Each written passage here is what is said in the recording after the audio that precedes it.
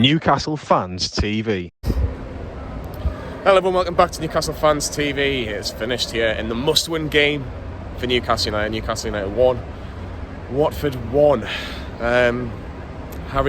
Chris Wood made his start, made his debut. Paul Dummett made his first appearance in a long time. And it's just really deflating coming after that, because I thought on the whole Newcastle probably had enough in the tank to win the game, but sloppy defending. Jamal Lascelles doesn't go with the run, and then Watford get the equaliser. But on the whole, first half in particular, Harry, what do you think? Was it Newcastle the better team in the first half, or do you think it was a bit quite even? Yeah, no, it was fairly even, to be fair.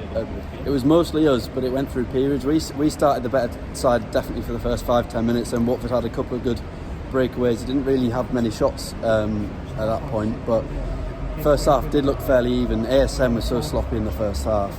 He kept losing the ball, dribbling too much. He needs to pass. He needs to figure out when to pass, otherwise we're going to get nowhere. But yeah, we played decent in the first half. Joe Linton had a couple of killer chances. He really needs to put one away, because he hit the bar, fired one just wide, and Sean Longstaff, it doesn't connect with a header, and I feel we've got to score one of them, and if we do, it ends up being 2-0 when we go 1-0 up, and it could be a completely different story. We need to take our chances a lot better. A lot of people will be thinking, well, how did Chris Wood do? He was a bit of a nuisance, but didn't really have any chances, if we're honest.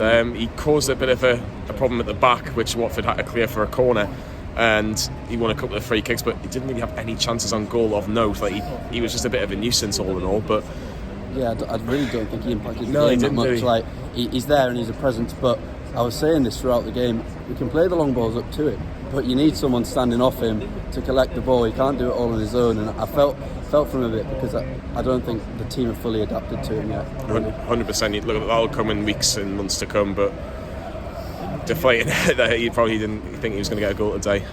But it's one of those things. End of the first half, Longstaff had a shot over the crossbar, left-footed curling effort. Watford didn't really test the Bravka at all. Had a couple of corners, but nothing of real note. Second half, there were still people getting their pints and their pies, and Allan Saint-Maximin's running through, cuts in, bang, no chance Foster, 1-0 Newcastle. He was sloppy first off, but he has that bit of magic, and Newcastle fans let him off a little bit at times. I still get frustrated when he gives the ball away in his own half, but when he does stuff like that, you've got to applaud it, and you've got to say, do you know what, that could keep us up this season. What a fantastic finish. And 1-0, Harry, just about right in terms of the overall, in terms of Newcastle-Watford. It was just a case of, can we hold on or at least kill the game off? Yeah, no, and we never went for that killer goal. We didn't really create anything after that goal. There wasn't much creativity today, because ASM had one of his poor games despite scoring. I never thought we would go 2-0 up after we went 1-0 up. I was saying for the last 20 minutes throughout it was going to be 1-0 or 1-1, and it's obviously turned out to be the latter, unfortunately. But yeah, it looked like it was always going to be a case of holding on, and unfortunately we didn't. I didn't really think Watford created much in the second half either, up until Joao Pedro's equaliser, which was fucking annoying. It's very annoying, very annoying, because Newcastle were comfortable. Watford had a big chance, by the way, before they've scored through Moussa Sissoko after Jamal Lascelles. We'll have to mention him a little bit later on. Gives the ball away, and Sissoko drags it wide. But 3 minutes from the end, a cross from the right-hand side. Actually, it was not bad football from Watford on the right-hand side. Crosses in. Jamal Lascelles just doesn't meet the man. Sees the run, just doesn't get there first. And like Harry says, Joao Pedro gets the goal, and Watford get a point. Newcastle get a point. Briefly, Harry, point gain, 2 dropped. Can Newcastle be happy with it? No, just 2 points dropped. That's what it's going to be looked at. This was the must-win game, and it's not good enough, is it really? We had to win. If we won, we go above and we go out of the relegation zone. It's gutting, really. It's really deflating. It feels more like a defeat more than anything. But I suppose if just to try and take a positive from it, if we go and beat Leeds next week, you would have said 4 points from these 2 games.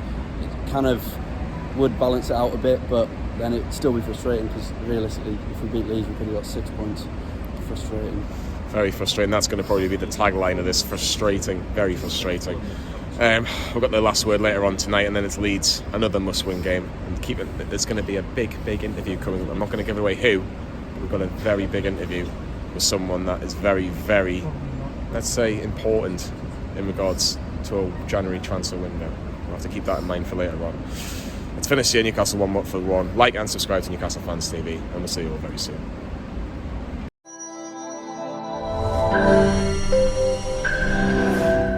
Newcastle Fans TV.